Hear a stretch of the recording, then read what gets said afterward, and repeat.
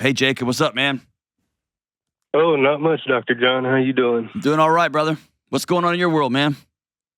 Oh, I wish it was better, but I talked to you about a year and a half ago. Sorry, I'm super nervous. Oh, you're good, man. Talk to me about a year and a half ago. Things are still going tough? Yeah. I was having a problem with drinking, or beginning to, really, and things got a little better, but I've since they haven't been better, and a lot of it has to do with real bad anxiety and stress and just feeling like I'm not enough overall. Yeah. Well, dude, I'm just tired, man. I know you are. Thanks for calling me back. I don't know what to do. Yeah. Sorry. Well, you do exactly what you're doing right now. You call somebody that you trust and you say, I'm not all right. That's it. This is the phone call. Hey, listen, brother. This is the phone call that millions of people need to make, and you're setting an example for them. I'm grateful for you. And I know you didn't wake up today with that being your job. It's not your job, but you did it, and I'm proud of you, and I'm grateful for you. Thank you. Okay. So remind me about yourself a little bit. Are you married? You got kids? Is it just you by yourself? Yeah, I'm married. It'll be 23 years this October. Okay. How old are you? I am 44. Okay. Be 45 in September. Okay. I got 3 kids. Had the first one when I was 18. He's 26 and married. Got a 21-year-old and a 15-year-old. Okay, man. So yeah, I'm still in it. Yeah, you are. You're winding it down. You got 3 years left. Yeah. I know. A buddy of mine just same age has a 15-year-old and his wife's pregnant right now. I said, "You're nuts." Yeah, I've got a decade left, man, and so good on you. So here's the thing about alcohol, dude. It works. It works till it kills you, right? Until it messes stuff up, but it works. It does, and I don't. I'm tired of. I don't want it. I know to be the reason. Here's why I'm saying it works. Because you're doing what you got to do to survive, and at the same time, you're recognizing that's not a long-term option. It's not wise long-term. It's not wise today, right? So what's happened in the last year and a half, man? Why when you look in the mirror, you're disgusted by this dude that you see? I don't know. It's been the last 20 plus years. I don't feel like I'm good at my job. And the thing is all the stuff I'm telling you, I know it's all false. Right. There you go. But in my head, I don't, if I screw something up at work, even if a minor thing, I just beat myself down. Yeah. It's like the end of the world. And the next day, I'm the only one that noticed that I screwed something up. Right. And I do that daily. What is that? I'm getting ready to take over a company, and I need to get past this because I can't run a business. Well, hold on. Or here's a third option, okay? Option number 1 that you presented is I got to get over this right now. Option number 2 is you just scrap the whole thing. Here's option 3. You exhale for a minute. Tell me about this company you're about to take over. Construction company. I've been with them for 22 and a half years. And they looked you in the eye and said, "You're the guy to run this thing. We trust you and believe in you." Yeah, I started from working out in the field as a trash picker upper, and I'm in the office now, and now I'm second in command. How long has this been brewing? Which part? The part where they started saying, "Hey, we want you to come into the office. We see something special in you. We want you to make some bigger decisions." In the last 7. I went into the office about 2014, about 10 years ago. Okay. And it's really ramped up the last 3 years. Okay. Can we just stop for a second? Mm-hmm. What did your dad do for a living? He worked for a credit company. He did credit reports and stuff for banks and whatnot. What'd your mom do? She was a special ed teacher for 23 years. So, I'm going to ask you to do me a huge favor. Think of your 15-year-old son or daughter? Daughter. Okay, we're going to call her Jen. Okay.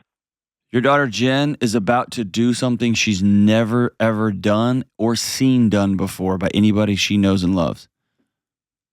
And she says, Dad, I'm scared. What would you tell her?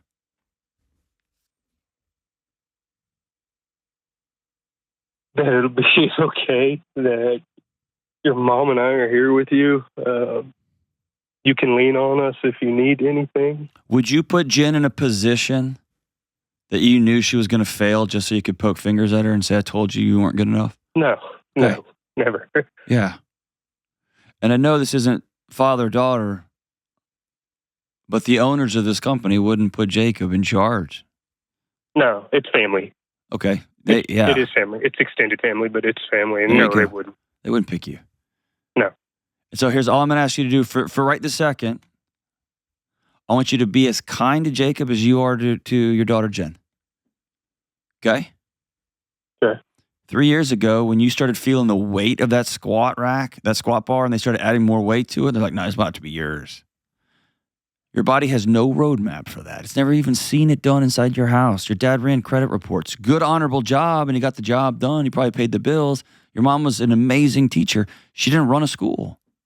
It's all new. And alcohol took that edge off that burn, right? Oh, yeah. Did your drinking ramp up the last 3 years? It did, and then I ramped it down because I saw a problem, and I go to the doctor regularly, and they don't see anything, but I know it's just a matter. I know it's a ticking time bomb. Okay, but we also know this, okay? Can we just be real honest with each other? Yeah. When you get anxious, you don't see reality for how it truly is. Fair? Fair. Because emotions and feelings are not designed to tell us the truth. That's not their job. Their job is to freak us out and keep us alive. Right? And so you know that objectively, nobody sees these mistakes that you just crucify yourself for. You know that your 26-year-old, you could go back if you could and do things differently because you were a dad at 18, but you got a 26-year-old young man who's married and who's off making his own life, and you're pretty damn proud of him, aren't you? Oh, yeah. Yeah. Very. And you got a 15-year-old girl that you love to the moon and back, don't you? Yes. Okay. So we're going to exhale. We're going to be kind to ourselves. We know that we don't see the world as it truly is, and that's okay. That means we got to go sit across from somebody and say, I need help seeing the world and feeling and experiencing the world as it truly is, because right now I can't, and I haven't been able to for a long time. What I have to have you agree to is just because you took some steps backwards when it comes to drinking doesn't mean you failed. You didn't crash and burn. You're just not driving 85 miles an hour right now. You had to slow down. You got stuck in traffic for a bit. It's okay. You're still going in the right direction. Have you quit on yourself? I haven't. I'm concerned because I make dumb decisions now because of it, and my income's about to be extremely more than it is. Yep. And I'm afraid I'm going to magnify those. That's why I need to get it under control before my magnifying glass gets really big. Have you been able to get it under control up until now? Not really. Okay, then stop trying to do it by yourself. I try, and I just You can't. Cool. get more. Yeah, it makes it worse. That's right. You get more anxious, and it gets more heavy, and you either have a drink and you feel overwhelmed with shame, or you just white knuckle it, and your 15-year-old daughter gets it taken out on her, or somebody else at the office does, right? Stop trying to do this by yourself. You can go to a meeting tonight or tomorrow, and nobody in your family will know. Nobody will know. Okay? You tell your wife, I'm going to get this thing under control. And let me tell you, I grew up the son of a cop. Okay? I know about not having a lot, and then I know about having 2 number 1 best-selling books and a radio show that's there, or a podcast, YouTube show that's launched out. And so here's what I had to do. I had to call an old friend who does money for a living. I had to call a tax guy. I had to call an attorney and sit down and say, I'm in a whole new world, and my dad doesn't have a map for this. No one in my family has a map for this. I need someone to walk alongside me. And they said, sweet, I got you. I'd ask for help. when the weight of this thing, when the I hate to say this, but when the fame part of this got big, some old demons resurfaced, man. I had to go sit with a therapist here in town. It's the best thing I've ever done. But I couldn't do it by myself. I just couldn't, man. And I do this for a living. I couldn't do it by myself. And you can't either. Yeah, my wife's feeling it too. She tells me. I know she is. She loves you. And she both wants that new paycheck that's going to come. She bought low, right? She bought in at 18, and man, yeah. I mean, we weren't married, and we did it all backwards, but here we are. Here you are, man. 3 years later. Because you're a person who just makes it work, dude. You never give up. Yeah. And she bought stock real low in you, and now it's about to cash in, and that's awesome. And she loves you for the whole for laps. She sees me falling apart. I know, and she loves you. She loves you. Yeah. And it's not her job to carry you and fix you either. Okay? No. So that's right. I try not to dump it on her. I know, but you end up carrying it all yourself, and you can't do that. So here's I need you to promise me this. Okay. Promise me you'll get off this call, and you will, with your phone, you'll Google a meeting, and you will go to a meeting tonight or in the morning. Okay. In San Antonio. You'll do that? Yes, I will do that. Second thing is, do you promise when you go to this meeting you'll tell the truth? Yes. Okay. I promise. This promotion is huge, and your family's counting on you, and they've been building this, yada, yada. If you get to a place where you can't bear the weight of this thing by yourself, you have to speak up. You'll destroy the whole thing. Okay? I can do that. If you can't, you can't. And if you can't right now, you can't right now, but you might be able to later. And you might be able to get some people around you. I'm going to hook you up. I want you to stay on the line. I'm going to hook you up with a SmartVestor Pro. Okay? Okay. We'll get you some names of some people in your area. Actually, I'm going to do one better. I work at Ramsey Solutions here. I'm going to hook you up with a free coaching session with one of our financial coaches. Okay? Okay. They're going to walk you through like making a budget when your income quadruples. And I know people listening are like, oh, it must be nice. It's tough. Okay? I got you. Yeah, it ain't easy. No. It sounded good a few years ago, and it does. It's heavy. And here's what you're figuring out. You're about to run the show, and you went with you. That same guy that was insecure and was nervous, he's insecure and nervous. Just everybody's looking at him now. Yeah. Right? Yeah. And now you're starting to realize, oh, that's why the head honcho makes so much money, because they got to carry the whole company. It's heavy. Yeah. Right? So yeah, exactly. This coach is going to hook you up. They're going to get you connected with some SmartVestor pros, a tax person in your area, and they're going to get you the right people, but they can't make those calls for you. You got to do that, and you got to go sit down and talk to people. Okay. Okay? All right. It will give you peace. That's what I'm looking for. All right, and here's the last thing I want you to do. You're what, 44, you say? About to be 45? Yeah. Yeah. All right. I want you to write a letter tonight by yourself to 50-year-old Jacob and your wife. Y'all will be empty nesters. You'll have a grandkid or 2 or 3. You'll be the president of a construction company that's still booming in San Antonio. If the state of Texas hasn't melted by then, it's pretty hot. Yeah. Right? Yeah, it's actually not too bad today. There you go. And I want you to write a letter to 50-year-old Jacob and talk about the things you decided to do on your 45th birthday that made the life you have at 50 possible. You started going to meetings. You got all the alcohol out of your house.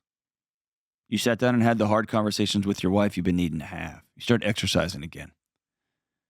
You told everybody on your leadership team, hey, I'm taking an hour. I'm knocking off an hour early to go see a therapist. What? You can't see a therapist? I am. And if y'all need to, I got you to take an hour and go do that.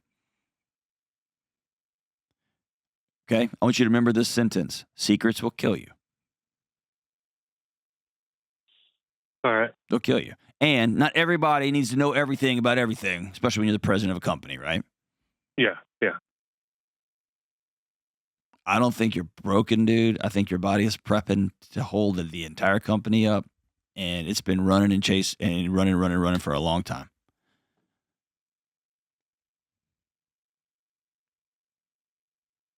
Do you love Jacob?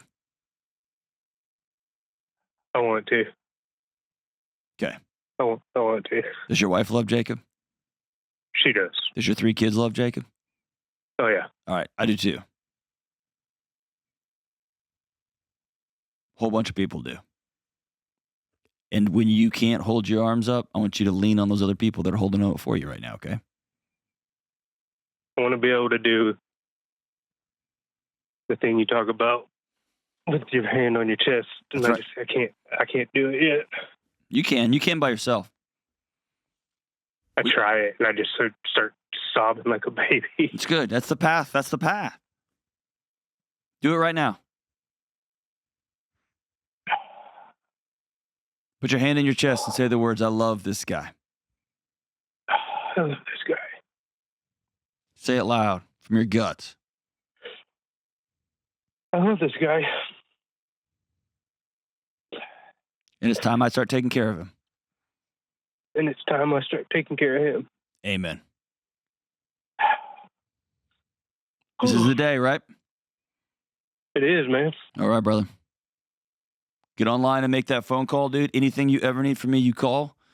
And you've got our back channel emails. If you need something, holler at us, okay? And hang on the line. We're going to get you hooked up with that financial counselor, and we'll get you some like logistical support for money, for taxes, that kind of stuff as you enter into this new world. But you got to go make the call to go to a meeting tonight, an AA meeting. You got to make that call. And if you and your wife need to go see a counselor, go see a counselor. Write that letter to 50-year-old Jacob and decide today, you're 50-year-old me. Man, you're proud of, you're living the life because 45-year-old Jacob did a bunch of hard work. You're welcome. I love you, good man.